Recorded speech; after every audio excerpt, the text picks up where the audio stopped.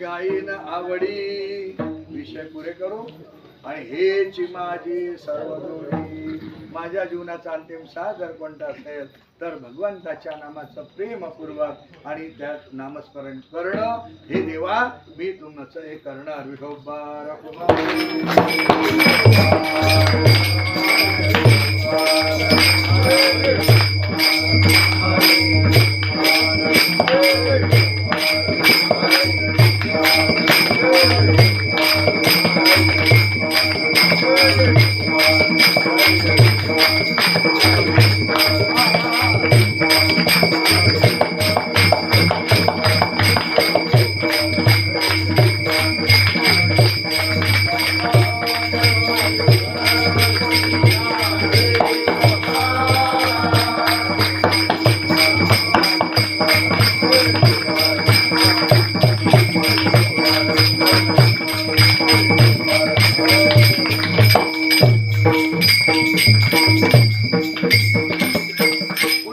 परमात्म्यानं तुकोबारांना अडकवण्याचा प्रयत्न केला. तुकोबार आहे अहो हे तर मी तुम्हाला देणारच आहे, पण तुमची भक्ती अशी विशेष आहे की त्या भक्तीच्या योगानं तुम्ही एक काम करा ना. अहो तुमच्या संसाराकरता काही मागा ना. धन मागा, संपत्ती मागा, लक्षात घ्या. कारण संसारासाठी त्या लागणाऱ्या गोष्टी आहे. हे काय मागताय? मागा नव्हे, मुक्ती मागा. तुकोबारांनी सांगितलं नाही न लगे मुक्ती धन संपदा. बघा इथे कसं आहे, इथे दोन विभाग आहे. म्हणजे जे अनर्थमूलक आहे त्याचा त्याग केला. मुक्ती नको. तुका म्हणे मुक्ती परिणिले नोवरी आणि आता दिवसचारी खेळ. मोक्ष मोक्ष तुमचा देवा आणि दुर्लभ तो तुम्हा ठेवा. मोक्ष मोक्ष महाराज मोक्ष कोणाला द्या, आम्हाला त्याची गरज नाही. रिद्धी सिद्धी त्याची तर अजिबात गरज नाही, तर तिकडच जाऊ द्या. रिद्धी सिद्धी फुकाची साठी जो कोणी त्याकडे पाहिरे, म्हणजे त्याच्याकडे कोणी पाहत नाही तर रिद्धी सिद्धी तुम्हीच घ्या. आम्ही त्या मार्गाने जाणार नाही, म्हणून आम्हाला नलगे मुक्ती. वैकुंठ म्हणे तोही नको. नको वैकुंठीचा वास आहे तया सुखा नाश. अद्भुत रस कथा काळी नामाचा. म्हणून देवा आम्हाला एक काही नको, म्हणून न लगे मुक्ती. म्हणे धनही नको.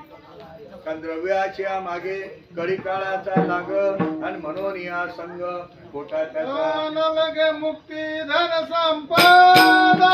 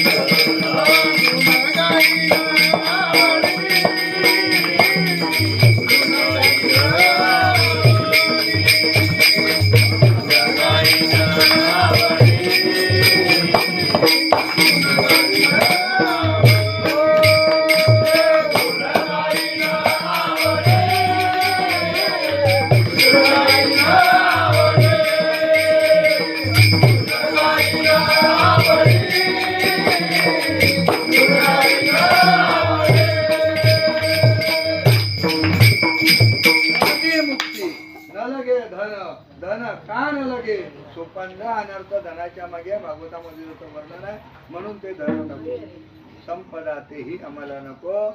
मग हे नको ना, पण कल्याणाचा मार्ग काही मागणे हे आम्हा अनुचित, पण काही उचित. मग संत संग देई, संतांची संगती दे. पहिलं वाक्य काय मागितलं? तुझा विसर न व्हावा. आणि आता संत संग देई सदा. या दोन गोष्टी आहे. म्हणजे अखंड नामाचं चिंतन आणि संतांची संगती.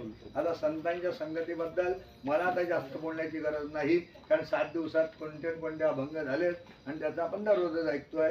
म्हणून संत संगती देई चरण सेवा, तुझा तिने तुझा विसर नसावा. देवा, संतांची संगती दे, तुझ्या चरणाची सेवा दे आणि जीवनामध्ये तुझा विसर पडणार नाही अशी अवस्था माझ्या जीवनामध्ये होऊ दे. म्हणून धनगे मुक्ती धन संपदा, अनर्थ मुलं काय नको.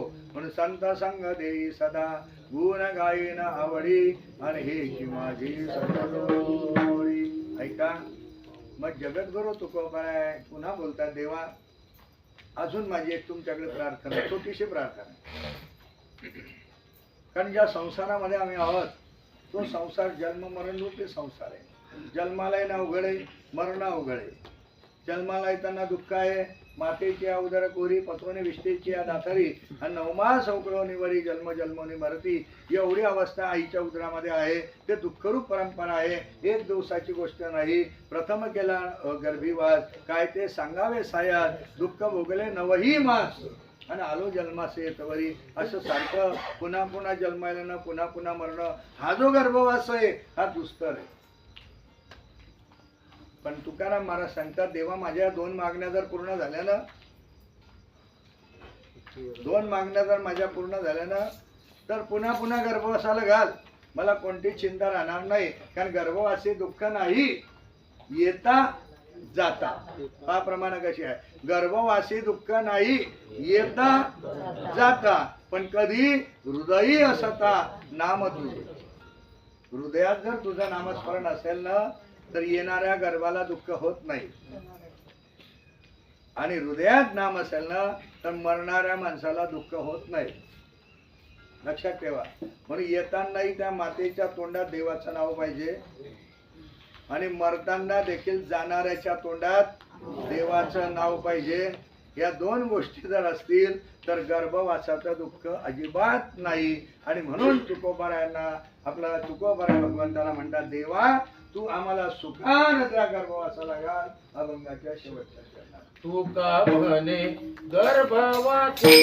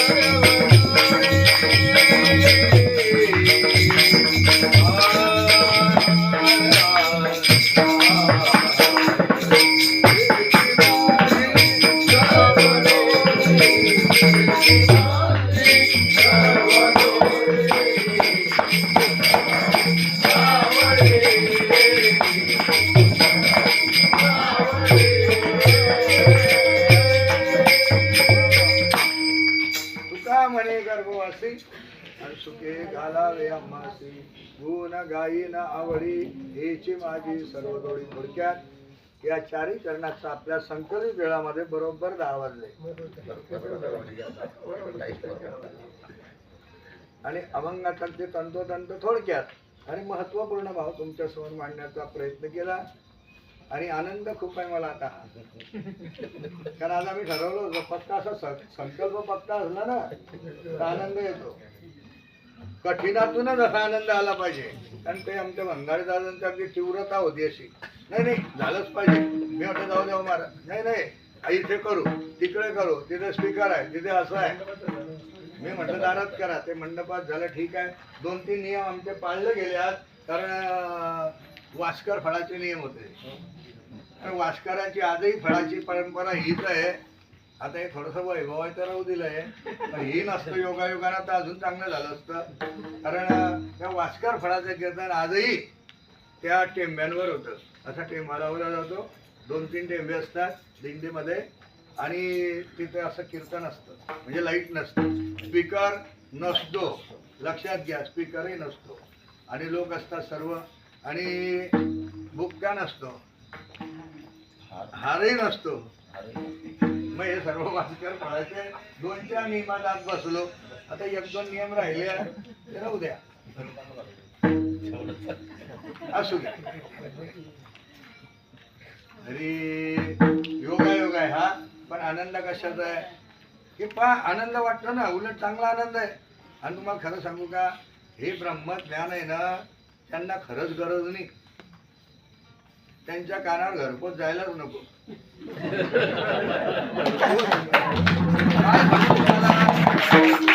त्या बिचाराला गरज नाही आणि आपण ते असं त्याच्या विनाकारांचं ते काही काही म्हणतं आपल्याला. अरे एवढे वेदाचे वाक्य आहे, एवढे शास्त्राचे वाक्य आहे, हे अशा माणसाच्या कानावर कशाला पाहिजे घरपोच, आहे की नाही. पण त्याच्याऐवजी ह्या पद्धती आहे. पण आता ठीक आहे, आपण वैभव वाढलं म्हणून आपल्याला वाटतंच असं. पण तुम्हाला सांगतो खरं ना, आपल्यापुरतं मर्यादित सर्व क्षेत्र पाहिजे. कारण या अनेक संप्रदायाचं तुम्ही चिंतन पहा, त्यांचं मर्यादित क्षेत्र आहे. त्यांना तुमच्यासारखं त्यांचं जे आहे ते असं लोकांसाठी उघडणे की चाललंय दूर दूर 1 किलोमीटरवर. पहा त्यांच्या काही महत्त्वाच्या मीटिंग्स आहे त्या तुम्हाला माहिती नसतात, आहे का. इतर धर्मीयाचं तर अजिबात माहिती नाही पुढे काय चाललं. माहिती आहे आपलं ओपन थिएटर आहे. आओ कोई भी धर्मी ना आओ कोई भी पंथी आणि सब देवता समान है मंदिर है हमारा. सबके लिए खुला है मंदिर है हमारा. आपला विशाल दृष्टिकोन आहे, हे सत्य आहे.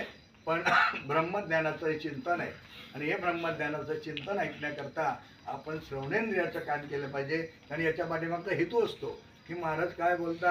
आता दूरच्या बाबांना ऐकू जातं का नाही, पण त्यांना ऐकण्याची जिद्द आहे म्हणून ते कसे ऐकतात, एकाग्र चित्ताने ऐकतात, आहे की नाही. मग ही एकाग्रता साधण्याकरता या सगळ्या गोष्टी आहे. आता हे योगायोगाने घडल्या म्हणून मीही वर्णन केलं तुम्हाला. आता सोबत नाही तर काही हरकत नाही. म्हणून असो कोणत्याही माध्यमातून का होईना असा हा गोड दिव्य आनंद 7 दिवसापासून या ठिकाणी आपला पार पडलेला आहे. आजची दिंडी सोहळा तुमचा उत्साहात पार पडला आहे आणि त्याबरोबर आता येता राहील आपलं आजची कीर्तन सेवाही समाप्त झाली.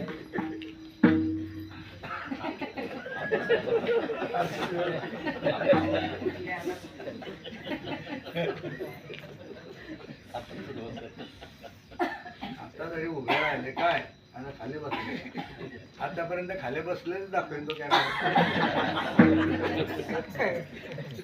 पण असू द्या, आनंद आहे. अहो याही वयामध्ये आणि या अवस्थेमध्ये ही परमार्थ करण्याची ताकद भगवंत देतो. ते सोपं कामाचं नाही आहे. माणसाला सोपं वाटतं, लोक म्हणा महाराज तुमची मजा आहे. काय म्हणता लोक? मजा आहे, मजा. मजा नाही, भक्तीचा आनंद घेण्याकरता धावपळ आहे. हे धावपळ काही कोणत्या मजेसाठी नाही आहे. आयुष्य सोहळा आहे, भगवंतानी कला दिलेली आहे, ती तुमच्यापर्यंत पोचली पाहिजे. त्याच्याकरता सकाळ संध्याकाळ धावपळ आहे. आज अरे नियोजन जर केलं ना, तुम्हाला सांगून ठेवतो, तुम्ही जर घरी नियोजन केलं, कोणता व्यवसाय शोधला, मग तुम्हाला वाटतं का तुम्हाला आता जे पेमेंट भेटतं ते घरी तुम्हाला पैसा मिळवता येणार नाही?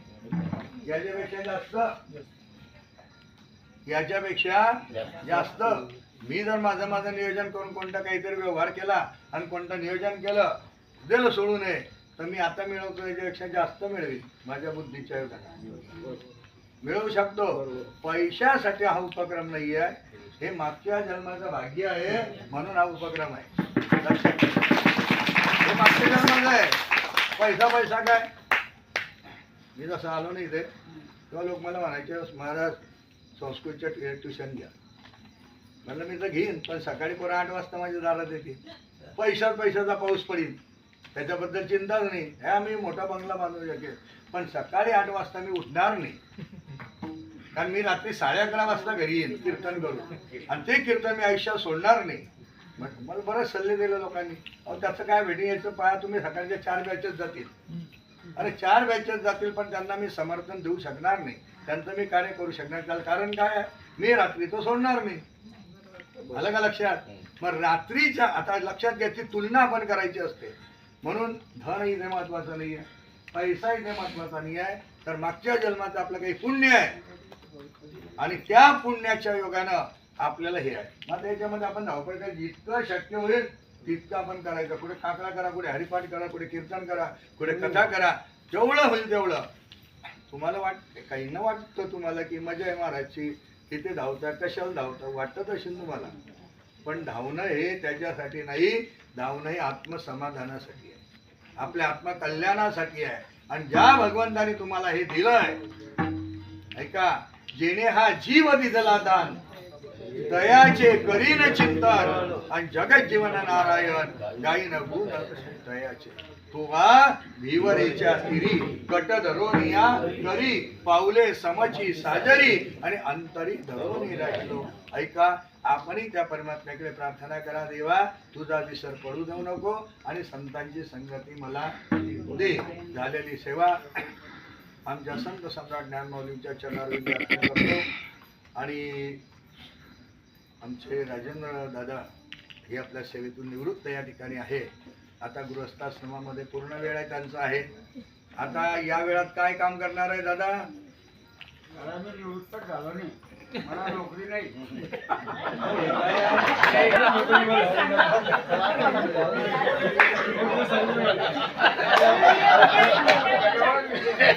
धन्यवाद धन्यवाद धन्यवाद. असू दे, आनंदाची गोष्ट आहे. असू द्या असू द्या, चांगली गोष्ट आहे, आनंदाची गोष्ट आहे. आता पार पडले सुखरूप त्याबद्दल हो हो, मग ते 60 वर्षे काही भगवंताची कृपा आहे की नाही? कारण या देहाचा भरोसा आहे का? मग तो देह एक 60 वर्षापर्यंत आपण सुखानं समाधानाने जगलो, त्याचा हा आनंद आहे. तसं असो का असं असो, पण आता हे चांगलं काम केलं तुम्ही. कारण आतापर्यंत सेवानिवृत्ती झाल्यावर सत्य करणारे बरेच सापडले. आता हे पत्रिका मी घेऊन जाईल. आमच्या व्यवसायात वाढ होईल नाही हे महाराज. आतापर्यंत निवृत्त झालेल्या लोकांनी सप्ताह केला, पण 60 वर्ष सुखरूप जगलो म्हणून सप्ताह केला. पहिलं आनंदाची गोष्ट आहे. म्हणजे हा एक आदर्श आहे. हा एक आदर्श आहे.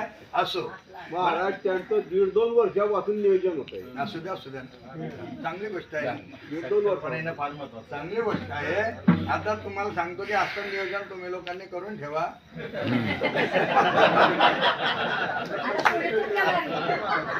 म्हणजे कसं हा आदर्श घ्या आणि अशी प्लॅनिंग आखून ठेवा.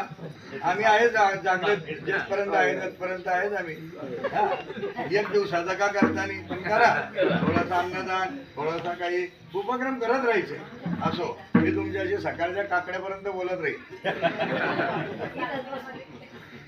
पण आपल्या या सर्व गोष्टीला आता काय आहे, मर्यादा आहे. म्हणून झाले सेवा संध्याच्या क्षणी आपण करतो आणि ज्ञानेश्वर